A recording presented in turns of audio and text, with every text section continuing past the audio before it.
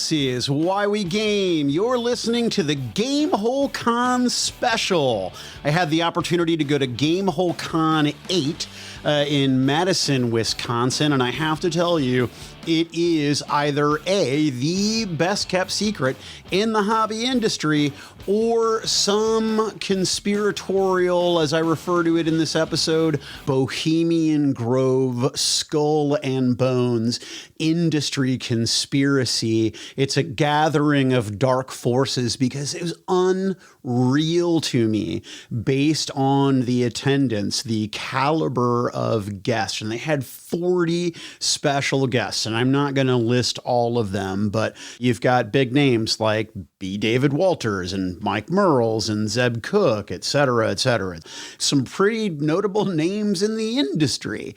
Satine Phoenix, for example. Anyway, it was wild because the quality of the con was so fucking good, and yet it was this tightly run, well-oiled machine. Man, it was absolutely killer. I indeed plan on going back, but I'm apprehensive to advertise it or to promote it on the show because I don't want too many people to show up. Like, I want it to stay sort of that secret thing. It's like when you discover a band before other people do and you have a special relationship with that thing. I mean, obviously, I know that this is GameHole Con VIII and I'm late to the party, but I don't want it to be any greater than what it is right now. And it is my understanding that the figures, that the attendance numbers we had for 2021 weren't dissimilar from those in 2019. So the con's doing well. Anyway, we'll get into that a little bit later, but first up are Josh and Emily with Badger Games, who actually met on OkCupid, and one of the shared interests they had was gaming. They game together, they work together. That's kept them together for the last 7 years, and they do importing of some really cool miniatures from overseas, particularly from the UK. And as a toy soldier devotee and quasi-aficionado, they carry a lot of lines that I fucking dig. So anyway, if the interview ends abruptly, that is because I needed to stop and talk some shit on Games Workshop as a former retailer who both worked for a retail chain in St. Louis and for Miniature Market.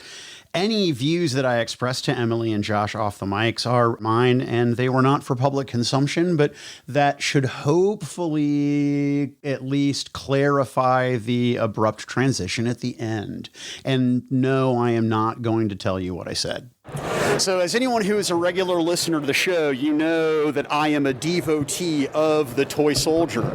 If there is a group of people on Earth that do gaming better than us, it is the English. And so when I came across Badger Games, I picked up some kit earlier because I needed some goblins, well, for my midnight game, but also I wanted to do what I do at these shows and pick the brains of professionals. So I'm here with Emily and Josh, who are Badger Games, and they are importers, but they also do production of miniature lines as well, and they bring a lot of kick-ass stuff from overseas that you may not be able to get at your FLGS, like Stargrave, Frostgrave, Rangers of Shadow Deep, all the Otherworld stuff. I mean, and a tremendous amount of other materials, gaming accoutrement, etc. But obviously you guys don't have all the time in the world. I could ask you a million questions. How did you guys start?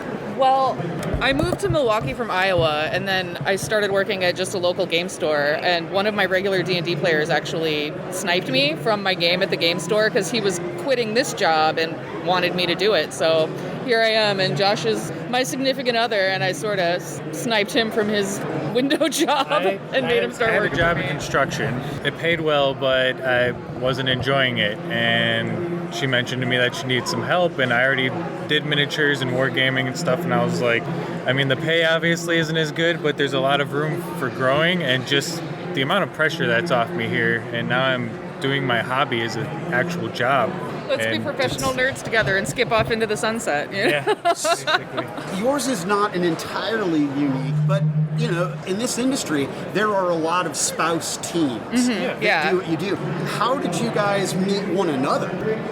Okay, Cupid. On the internet. Okay, all right. So I'm in my late 40s and I've been with the same woman since I was 17. So Yeah. I don't have any idea what the fuck OkCupid is. Oh, it's a dating website. It's Okay. like Yep. I mean, Yeah. we've been together now going on 7 years. yeah. So And you found other gamers on OkCupid. Yep. Yeah, and actually a girl that I used to work with at the game store, because I had just gotten out of a relationship and was like, I'm lonely and I don't have any friends here. She's like, I've met so many cool people on this site. And I'm like, okay, I'll try it. And then I met Josh, so. That's wild. I know. when I met her, I was mostly a computer gamer. I played a lot of World of Warcraft. We played And Magic on our first date. on our first I taught him date, she taught me how to play Magic, and I Did you was let him win? hooked. No. Yeah, good. No, she kicked my butt. Who does that? Yeah. Well, because as a former retailer, let the Wookiee I'm like, win. as a girl in the game industry, I have to be sure that people know that girls can win. Well, and you have to know that he's not soft, right? Right, You have yeah. to know that he's not going to get butthurt because you Like, beat him at let a me just stupid bring game. out my This- Demir Mill deck and see this- how you handle this. This is true. As long as you don't play blue, I don't care. That's blue. Oh, Yeah. see, because it's so... It's not my favorite color to play, Right, because but we're not going to play a game. Yeah. I am going to impede you from having fun. Are you going to enjoy? No, you're that's not enjoying why I it? don't play Eldrazi. Ah, okay, okay. She didn't play that. She didn't play any blue on the Somebody first date. puts an so. Olimog on the table, and I'm like, I fold. Goodbye. Yeah, I'm gonna- This is not going to be fun anymore. Annihilator 8, excuse me, no. I have other things to do. So yeah, we met on the internet 7 years ago, and now we work together Yeah. doing wargaming stuff. Have you always been into the miniature aspect of the hobby? Because your painting is spectacular. I've been in art school my whole life. I would say that it just transfers over very easily. This was just practice, and I think I've got it now. So Shut up. Yeah, Okay. that's the third time he's painted that blade, too. I painted Like, over he 3 tried times different- until I got different one that I methods, thought yeah. worked. So you got the actual aesthetic that you Yeah. were looking for? Yep. So you've been doing art for a long time? I went to an art middle school, high school, and then I went to college at the Chicago Art Institute. So, I mean, you like actually have chops. Yeah.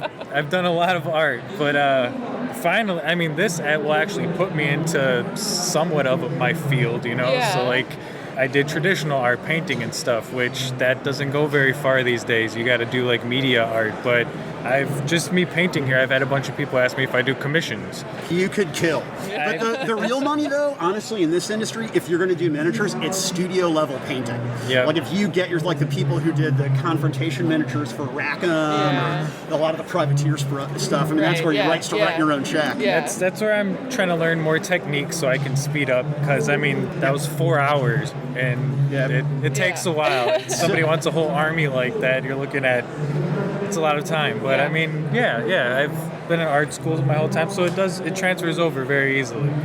So, Emily, we were talking earlier, and you have a penchant for language and accuracy in language. Do I you? read a lot. Well, no, I can tell. My wife also reads voraciously. Yeah. My mother read voraciously. I read, but not like they do. So, what do you do outside of gaming? Like, what was your thing before you became a gaming professional? What did I do? I've been in retail most of my life, so it's like, that's pretty much all I've really ever done is retail, and then I've been doing gaming, retail, and business for 10 years now. So before that, it was like, I worked at Hot Topic for 4 years. You know, like, this is pretty much what I do. Or And then you played video games. yeah. I was a video gamer for a long time too, and it's just Like professionally? no. Oh, okay. No. God, if only. I wish. Yeah, I was gonna say that's bank right there. Yeah, Those are people yeah. that are making money. Yeah. If only No. they had Twitch when I was that young, you know, like. Yeah. I mean, we still play a lot of video games. Like I but worked I've in, been I worked taking in a an lot of adult time. entertainment store. Oh, right on. Yeah. Good on. I work at the places that things that I want to buy are. Right? Right? Yeah, no, that's absolutely brilliant, and I'm sure that whatever you did, you guys took pay cuts to come work in the gaming industry. I actually am doing better here than I was before, because just a game store can't pay me anywhere near as much as like my boss Ben can pay. It's just Right. It's literally just us two. yeah. And then Ben, the owner, Yeah. funds everything. So And then you guys, do you outsource, like for example, at Origins, I met a gentleman by the name of Sean who made a board game, Tomorrow Dies Today. And he was working the booth, and I didn't see you guys there. So. No, we weren't at Origins. Okay, gotcha. We haven't gone to one yet. It's hard to schedule things with the amount of shows that we already go to and the overlap. Like, it's hard. and this is 9 to 5 for you two. This is what you do full time. Yeah, Yep. our warehouse is attached to our house. Yeah. So I just walk out my back door and into the warehouse door, and we fill orders. Where are you physically located? Milwaukee. I love the hobby, but for me, the thing that I do best is advocate my love of the hobby. Right, yeah. And so being able to interview people like yourselves who took a shot at it and are doing it well and being, like, for example, here's the thing, your table is up front and you're engaging and talking to people. People who have cool booths but don't have a great presence at the show, their table's back there. Yeah, exactly. They're not. Yours is very encouraging. Please come in, pick up, look, absolutely. shop, talk to us. Yeah. So you guys have a good vibe, and Thanks. I've seen a lot of people do it right, and a lot of people do it wrong in this industry. Yeah. And so I would love to just dig more into your guys' experience, but I don't want to monopolize your time here at the show. I mean, we're not super busy as of right now, but. Getting close to the end of the day today, anyway. Sure. Yeah, for sure, Yeah, before I take off, what is your, and forgive the crass question, but in the gaming hobby, like, what's your kink? What's your game? Man, I just love D&D.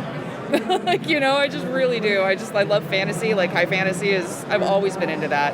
I haven't gotten very deep into any of the sci-fi games yet, but growing up, the first book my dad read me was Creatures of Light and Darkness by Roger Zelazny when I was 5 years old. And then he read me the Tolkien trilogy, So it's been my whole life I've been into this kind of stuff. So that's the nicest thing about sci-fi too, is you can come up with anything, and anything you can think of is possible on some world somewhere, but D&D.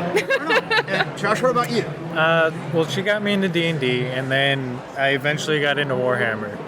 I've been collecting more than I've been playing, but recently I got a buddy that just bought a whole army, basically. Yeah. So when we were at Gen Con, and he came out there with us, and he bought a 1,500 point army at Gen Con. So he's just like, now I need army transport. Now I need these. Now I need these. But it's also kind of putting a flame under my seat to get my army painted now too. So do you do the Las Vegas Open?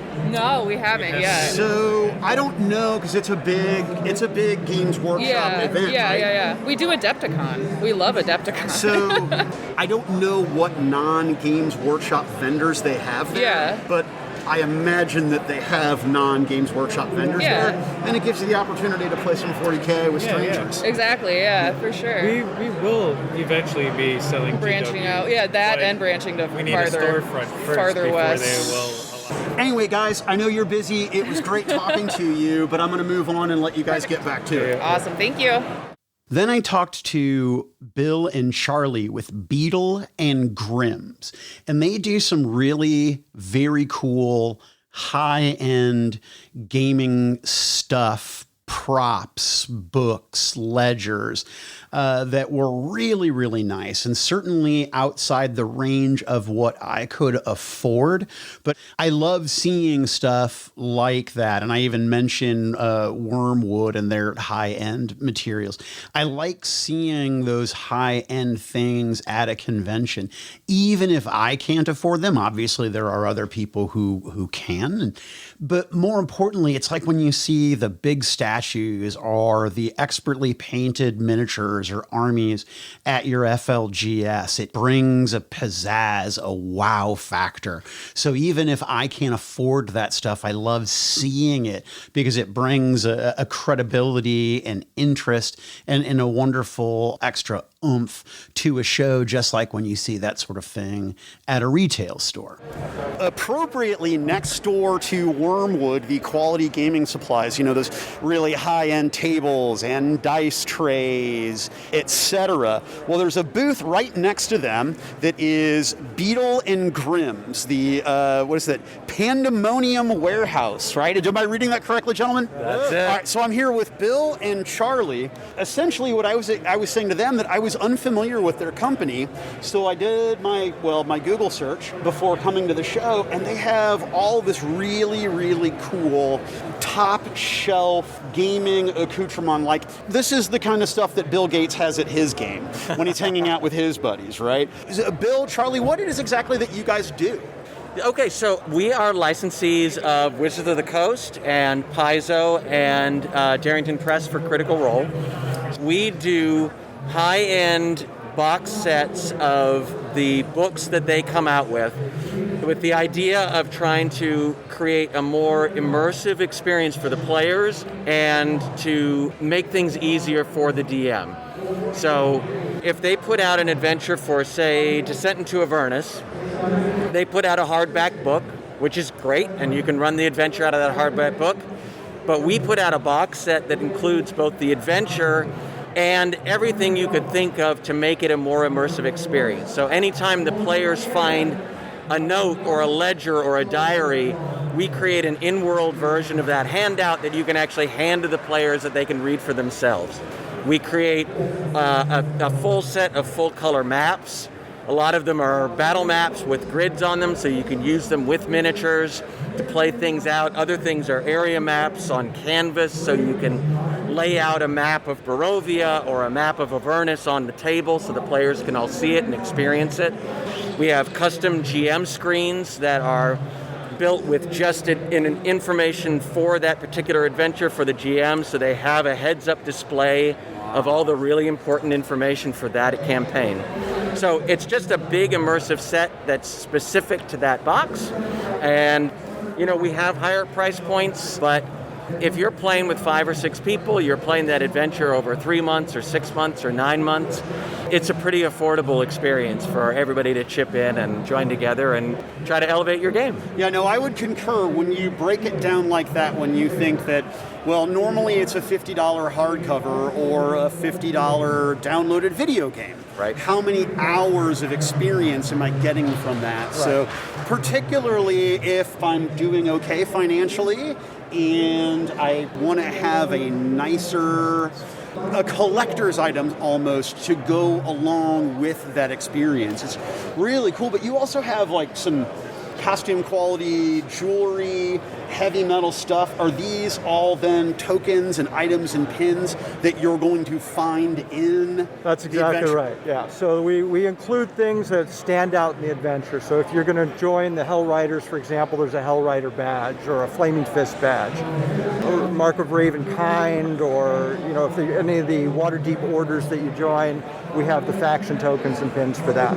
Those are included in the box, and again, a part of making the whole experience more real, but we do sell those individually as well. Let me ask, because you guys are getting some customers, I don't want to monopolize too much of your time. Where can people find you online if they want to take a look at this stuff and actually see it after listening to this? Yeah, so we're on Twitter and Instagram, but the best thing to do is go to our website, beetleandgrims.com, and you can see we put up a lot of pictures of the maps and the DM screens and the encounter cards and all of this stuff, so you can see the beautiful art.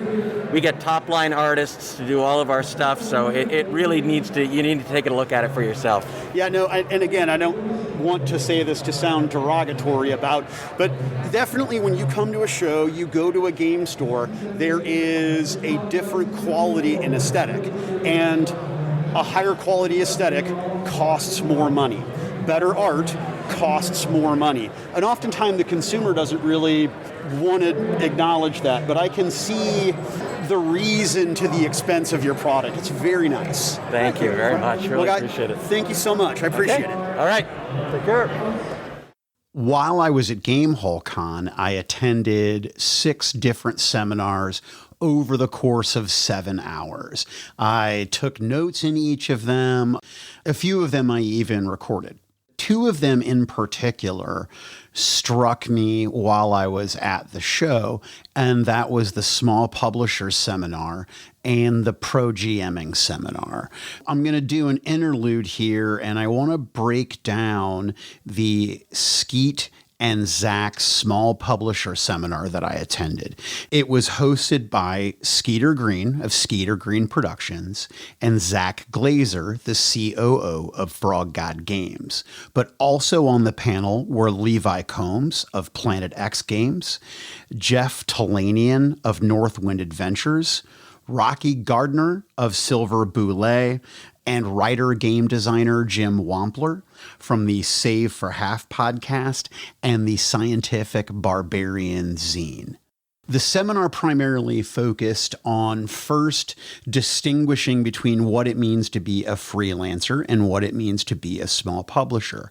A freelancer is basically a mercenary, where you are going to be paid per word to do certain work. You're going to go through an editing process, and then you are going to walk away. The work that you produce does not belong to you. And there may be style guidelines or a variety of different parameters. And so when you're paid for 10,000 words, you turn in 10,000 words, not 9,999 and not 10,001 word. You turn in exactly 10,000 words. And there is a disconnect to it, a whorish nature, if you will. You are providing service for money, which if you're a listener to the show, you know that I'm a big fan of that. Small publishing, on the other hand, is going to require you to wear a number of different hats. And ultimately, you're going to be a project manager where you're either going to be producing the work yourself, you're the writer, you're the artist, or you're outsourcing that work to different freelancers who you are paying to do work. And that work, of course, is going to have to be edited. That editing is going to have to be done by you or by someone else. So again, a lot of hats that you're going to wear.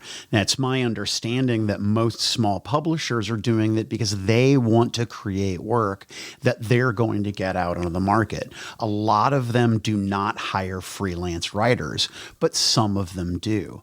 For me, the takeaway is that it was a very, very attainable goal to become a small publisher and or to become a freelance writer in the hobby industry. I think you have a better opportunity now than you've really had even in the past. But it's going to come with a lot of effort, a lot of dedication, and a lot of hustle required. Now you're going to have the opportunity to hear Skeeter Green from Skeeter Green Productions, Levi Combs from Planet X Games, and Rocky Gardner, or Jason, from Silver Boulay. Awesome. All right, so I'm here with Independent Publishers Unit, Union Unit. Yeah, they'll get dicks on the brain. So I'm here with the Independent Publishers Union and Planet X Games. Now, I'm sure if you know Drive-Thru RPG or you know the small press people that are in the industry, you're probably going to recognize some of these names. But we're going to start off with Skeeter Green. And yes, you heard that right now. You just call him Skeet, Skeet, Skeet, Skeet. But anyway, Skeeter, your company is what? Skeeter Green Productions. And Skeeter, you do what exactly on the small press publishing space in the game industry? Oh, shit. Everything. Project management, writing, art direction, pretty much everything, every aspect of what you need to do to get a book out from your idea to a physical product. Right, but and then with your company, it's not like I am submitting it to WotC or Paizo, or I'm much more likely to get some feedback or response from a smaller company. Is that right? Totally, absolutely. I'm a one-man shop. I do everything. So if somebody submits something that they want to turn into a book, either I would buy that outright and do all the work, or I would give you some tips on how you would do it yourself. And you guys have, I assume, a blind submission process, a spot where I could just go and say, hey, I've got an idea, I want to throw it at Mr. Green and see if it's something that he wants to do. Not really. Actually, most of the small publishers are doing this because we have our own ideas we're trying to get out. Gotcha. So we don't necessarily accept submissions. There are some specific cases where we work on compilations. Jim Wampler with Mud Puppy Games has a zine where he does take in submissions from multiple authors. He puts out a book called Scientific Barbarian that is a zine format, but he has multiple authors and multiple artists and these other things where he can and does frequently accept submissions, and when they fit in with a theme of the zine, then he uses them. But your passion is Hyperborea. That's Jeff Talanian, Oh! the super jacked That's the guy. jacked guy. Okay, Yeah. I got my bald guys confused. What an embarrassment. Yeah. I did get my bald guys confused. Yes, the jacked bald guy who could pass for Conan actually is a huge fan of Hyperborea. I am not. Well, what's your kink? What is your thing? What do you like about the gaming hobby? What was it to you that said, you know what, I want to do this. I want to try to make a name doing this. I got really sick of the kind of middle European vanilla Tolkien general gaming that was going on. I'm a Lovecraft guy, so I like the weird tentacles that come out of the dark Elder Sign places. tattoo on your arm. Gotcha. Yeah.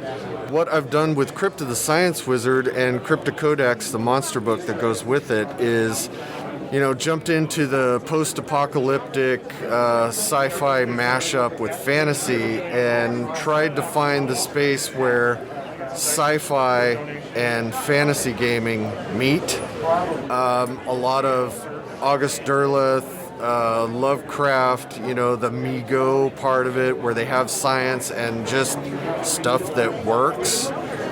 That's more my jam. Well, and it's interesting too because you bring an old school vibe back into it. Because a lot of people, if they don't know the history of gaming, there was a lot of sci-fi stuff that was going on. Expedition to the Barrier Peaks. Yeah, I mean, that exactly. was huge. I'm being assaulted. You're being assaulted. by Webb the headmaster. Exactly. Yes. Yeah, I know, right? Yeah, so that's... Oh, that's all It's right. fine, man. This is what this convention's Yeah, about. jump Come on in. over. Now I have no idea what I was just talking about. We were talking about your love of mashing up the sci-fi, the fantasy, the Oh, yeah, post-apocalyptic. And I was saying that it harkens back to the older days of the hobby. Yeah, Expedition to Barrier Peaks. That's where I was. That was in mid 70s. So fantasy and sci-fi mashups have always happened, and the RPG sphere gets fractured a lot. Like, I like this version, I like that version. It's all pizza. We're just adding different toppings. And my toppings of choice are when you have such high levels of science that it appears like it could be magic. And that is a super famous quote that I'm not The going to say. Arthur C. Clarke, yeah. So yeah, that's just, I thought there was a space for it, and my product runs have proved I have a niche in the business. So what did you do to get choice space right by the front door?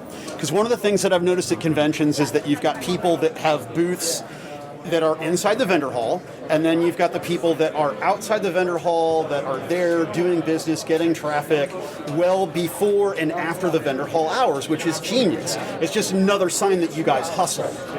It's 100% networking. It's who you know.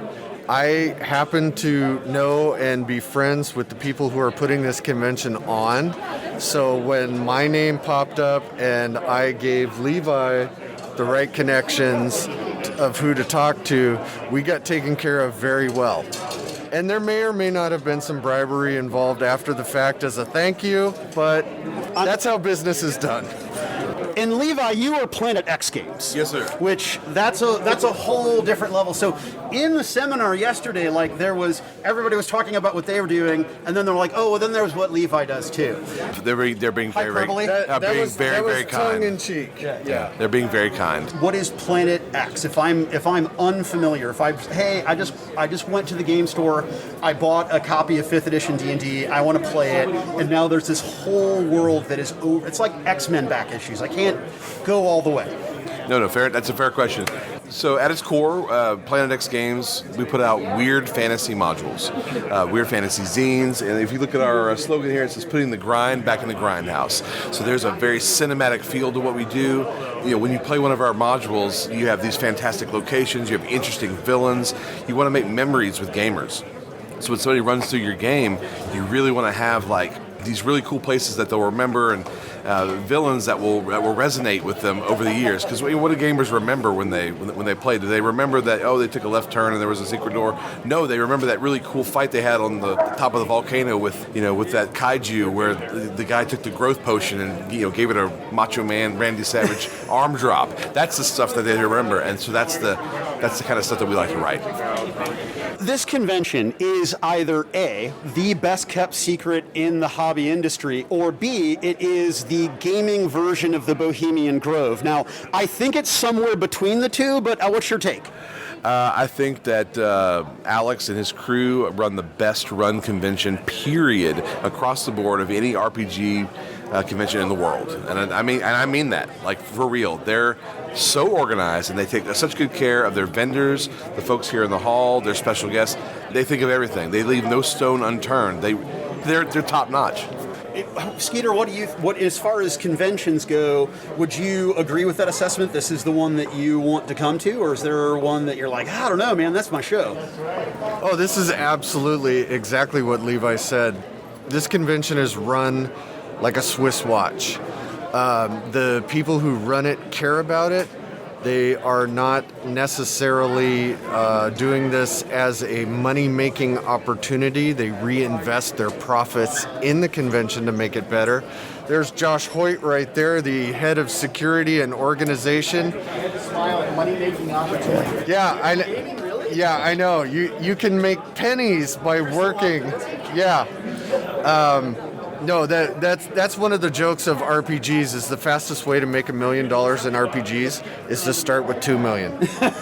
So, what is it about? Where is the money in the hobby industry? Like, where does it go? Is it all the creatives go to Hollywood and they make movies, or the money to be made in RPGs is coin of the soul. That's from the Black Company book, and I totally ripped that off, and I'm gonna say I ripped it off.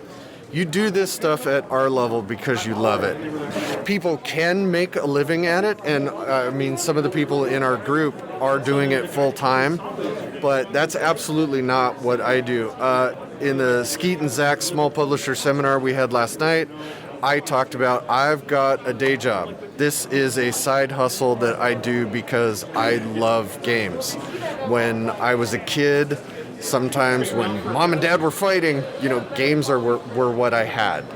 And I want to give back to gaming, and what we're doing with the Independent Publishers Union, which is a union in name only. I'm not taking a political stance there. We're trying to provide an opportunity for other people who couldn't otherwise get into this, giving advice, giving opportunities to sell, a book. It's prohibitively expensive to buy a table at a convention if you don't have the product that can support that cost. And that's what I wanted to do, mostly because that's what I wanted to do. I don't need to be cool about this and work with my friends, but it makes all of us better.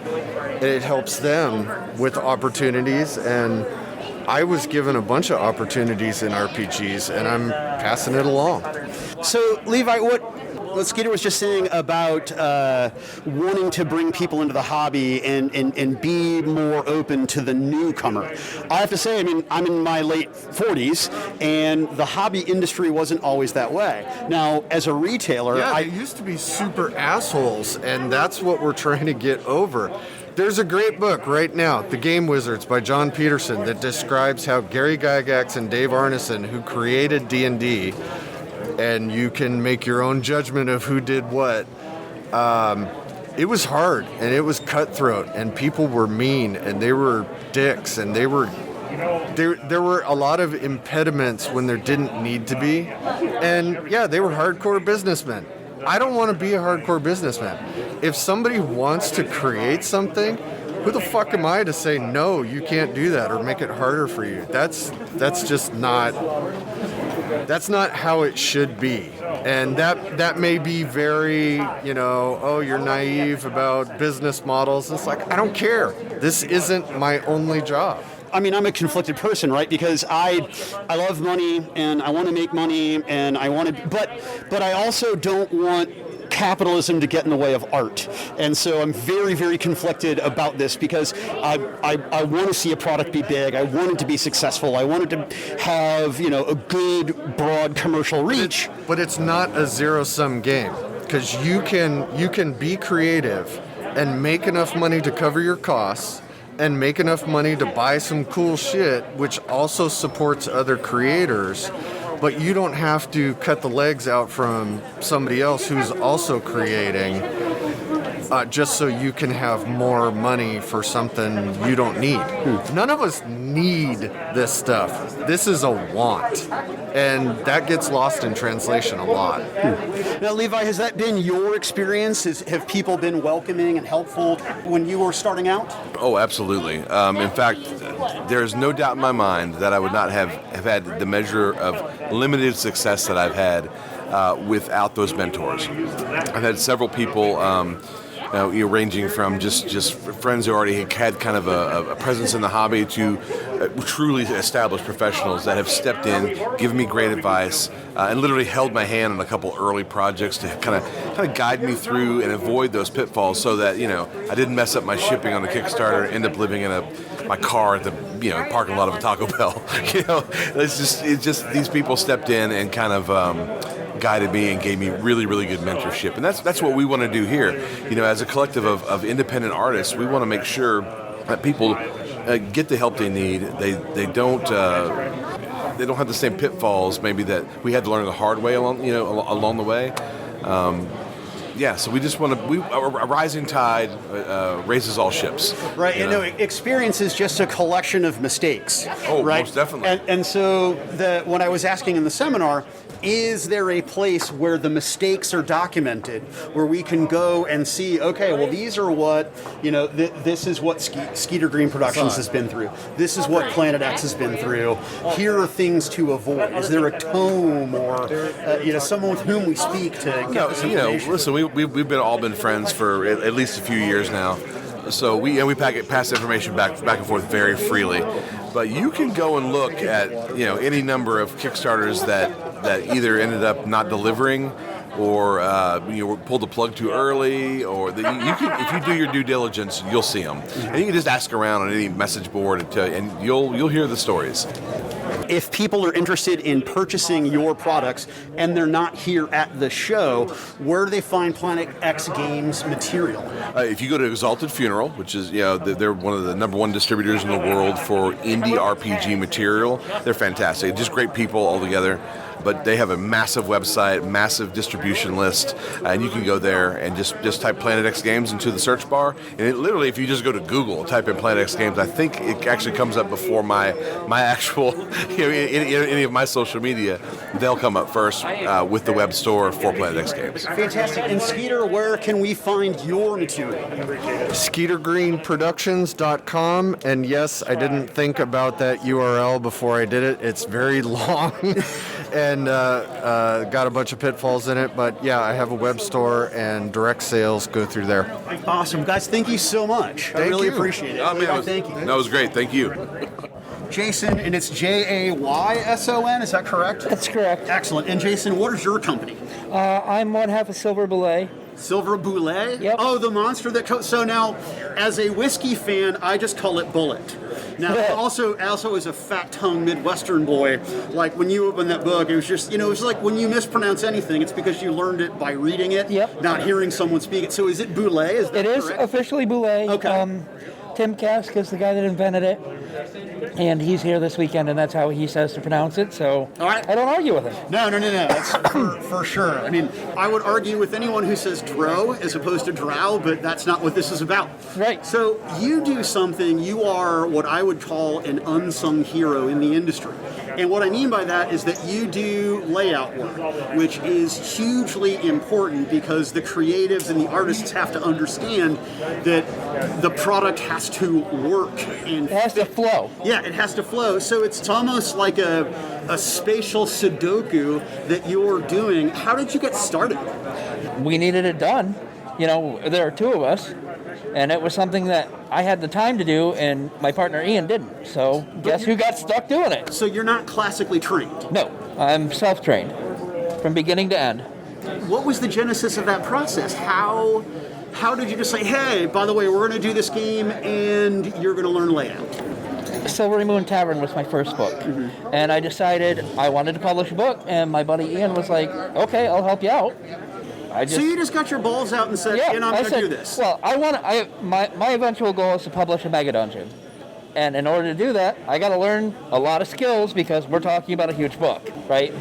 So this was the first stepping stone, and I just pulled out InDesign and started going at it. So then how long have you been working with Silver Bullet? 4 years now, 4 or 5 years. A few years now, yeah. And how many products do you guys have? Physical products, I think we've got 4. We've done one Kickstarter, which was Creeping Cold in 2019. And then I took some time off. During COVID, I got cancer as well.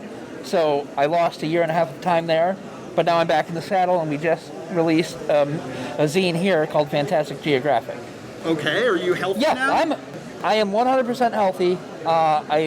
I got the results from my latest CT scan back on Monday saying I am still cancer-free. So fantastic. Yes. That's excellent to hear. I mean, I had 2 surgeries during COVID, but neither of them were as serious as yours. So I know it's kind of scary during the whole thing to go in and you have to have a surgery done in the midst of all of it.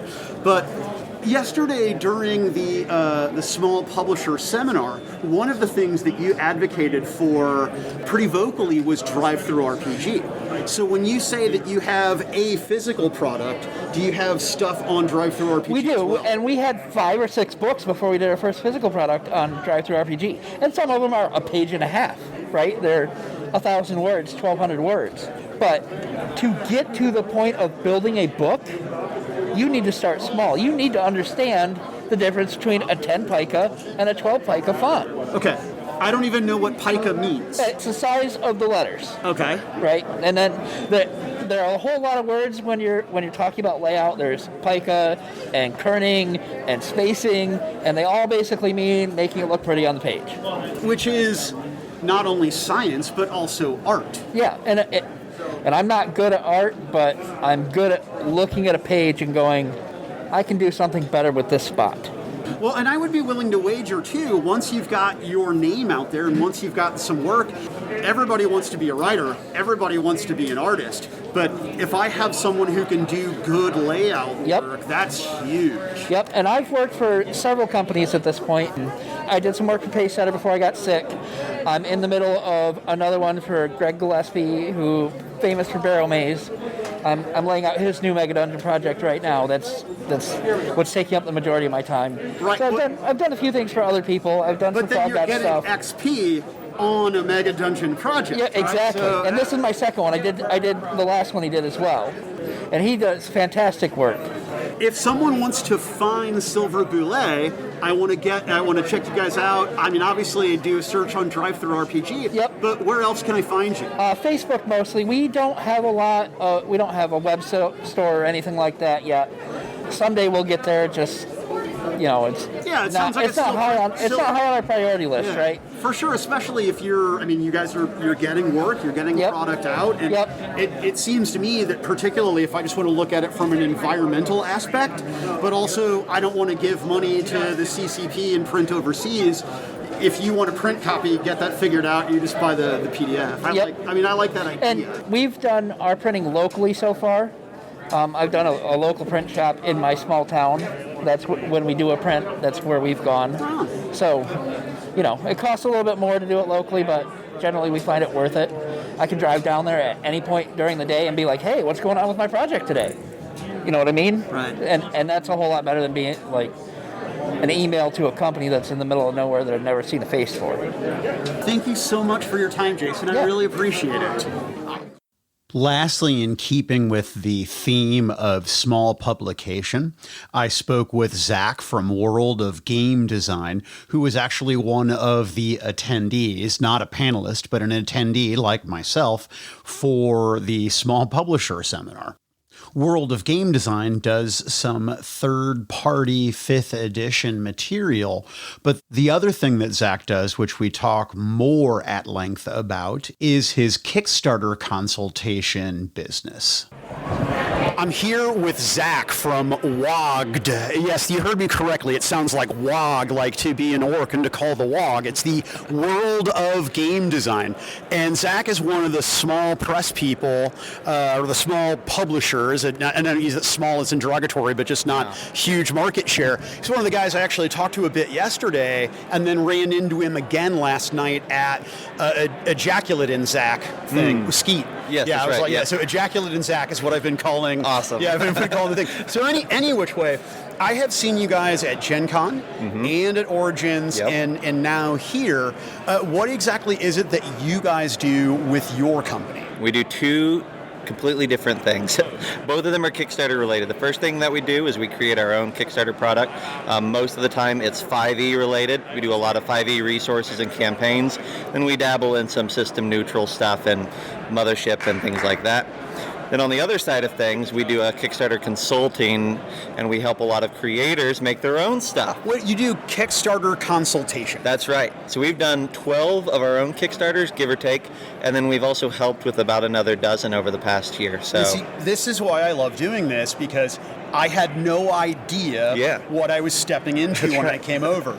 Let's put a pin in Kickstarter for now. So you guys do third-party 5th edition D&D stuff, That's right. Yep. Which that's the 800-pound gorilla in the room. Exactly. Yep. And I assume that in 24 to 36 months, when 6th edition is out, that you will be transitioning We'll transition right along. Yep. But then you're going to continue to do your own indie and I guess indie's the right word for, you know. We make what we want to make, right? And we make what we're going to play. So we come from, most of the guys that I work with come from 5th edition organized play. We're writers and DMs that came out of 5th edition. And so we write a lot of 5th edition stuff. But then anytime we get a bee in our bonnet, like to make something weird and one-off or whatnot, we're going to do that too, because it's like the guy said last night in the panel, like, you make what you want, and then you believe that there's a community that wants it too. Obviously, you are doing well enough that you're consistently going to shows. Zach, is this what you do full time? This is full time. Yep, absolutely. How old are you? I'm 29. Yeah. Jesus Christ, you're 29 years old, and you're traveling to conventions, selling gaming stuff, and consulting people. See, at 40, at almost 47, I feel like a colossal loser. I've not accomplished anything like that. I felt like I was in perfect kindred spirit with everybody at all the panels. I think I have yet to go to a panel today or this weekend that the guy hasn't said, well, this is all thanks to my wife, because she has the full-time job with the health insurance. Dude, I'm that guy. Yeah, exactly. No, I am that guy, right? Yeah. So did feminism spawned the next generation of gaming? Because there are all these basically men children that we get to go out and do gaming because our wives make, well, as much money as we did. That's right. It's ridiculous. What is it exactly? Because Kickstarter is something that is an important force in the industry, number one. Number two, it's something that's still fairly esoteric. Yeah. When you do consultations, how does that work? I mean, do I just reach out to World of Game Design and say, hi, I'm so-and-so, I've got a project, I want to pick your brain about how this works? Yeah, and most of the time, most of our consultations come from people who we have met throughout the community, right? Like, they're people who have got onto the RPG Zine Facebook group or whatnot, and they've said, like, I need help. And so the first thing that I do is I try to help them, right? Like, so most calls, they'll reach out to a group or they'll reach out to me directly because we've already made that connection, and we'll do a call. Most of those calls are an hour to 2 hours, and I just chat, try to info dump on you, like, what does it mean to do a Kickstarter and to make that product? There's no secrets. There's nothing that I'm not going to keep, that I'm, going to try to keep from you. I'm just going to dump on you all the things that I've learned over these last, couple dozen projects. And at the end of it, I'm going to say, now, what of that do you not feel comfortable with, right?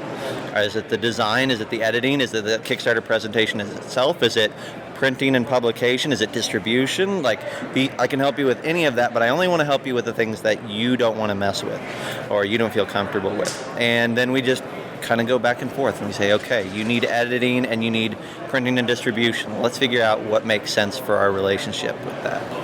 What do you charge for consultation? Because obviously your time is valuable. Yeah, that first meeting is free. I love to talk to people, right? I would talk as long as they want to talk in that first meeting because I get a lot of energy from hearing about your cool thing, what you like, and where you want to take it. And so that I walk out of that, I'm like, man, I could do that 18 times a day and feel great. I have a game idea I've been working on for a long time, but it's just about dicks. Awesome. Yeah, I mean, it's tell me more. Yeah. It's just a game about dicks. Yes. I'll tell you more when we're not recording. But let's get back to you. So if somebody wants to reach out to you professionally, that's a kick-ass shirt, by the way. Thank you. Yeah, it's this very stylized beholder. It's an aquatic beholder called a scryer, and it's from our very first Kickstarter. So, of course it is. Of course it is, because you're doing the cross-promote, the marketing, and all that. You get the whole fucking thing going, right? That's right. So if somebody wants to reach out to you and learn about Kickstarter and get that initial consultation, where do they find you? So there's two really easy ways. The first way is on Facebook. I dwell on Facebook. You're 29 years old. Facebook is too old. No, you're not old. No, I'm an old soul trapped at least a semi-old soul trapped in this flesh. So Facebook at Zach Goins, you can find me. That's easy way number one. Easy way number two, the more professional route, if there is one, is to message me at zach@wogd.com. So ZAC@WOGD.com, and that goes directly to me, and we can have a conversation there as well. What if I walk by, or I pull up your website, I see that really cool kick-ass aesthetic you have with the yellow background and the black skull. That pulls me in, and I want to get some gaming stuff from you. Where do people find your gaming material for purchase? So right now, you can get all of our PDFs and digital content through DriveThruRPG. If you see our most recent Kickstarters, we're going to hold most of that content for a couple months off the public stuff so that the backers get first access, but we'll slowly roll that out. Physical product, the two easiest ways to do it right now is to contact me privately. If you see a book on DriveThru and you really want it, message me, I'll get it to you. The next way is through conventions and seeing me in person. We also have our books in a few retail stores. We're working on the website right now to get the Shopify and everything set up so you can buy everything online, but right now that's probably a month or so out. Right on. Well, Zach, thank you so much for your time. Thank you. I swear I'm going to hit you up offline. Absolutely. Let's do it. Thanks. Yeah. The other seminar that I wanted to cover, closing out the show, was the How to Be a Professional Game Master, presented by StartPlayingGames.com. Spelled exactly like it sounds. The seminar was about being a professional game master, be it full-time, part-time, or merely something that you're using to supplement your income. A super flexible gig, and there are a lot of people on StartPlayingGames.com that are doing it successfully. There are many options, a network of game masters, a ton of different game styles and genres. And allegedly, the player characters take the games more seriously than your regular group does. Maybe it has something to do with the exchange of commerce. I don't know, but that's titillating. And currently, it's only digital. And that's a deal breaker for me because I'm not a digital game guy. Maybe after I move and I'm in a different place and I have better internet, maybe I'll be more acclimated to doing so. Or maybe I'll be lonely and I'll be wanting to become a professional game master just to keep my game mastering chops. But it was something that I thought was wicked intriguing. This has been the GameHole Special. I appreciate you tuning in. We'll be back soon with regular interview content. There's a 5e Seeds of Decay banner, and it just makes me think about Nurgle's ejaculate.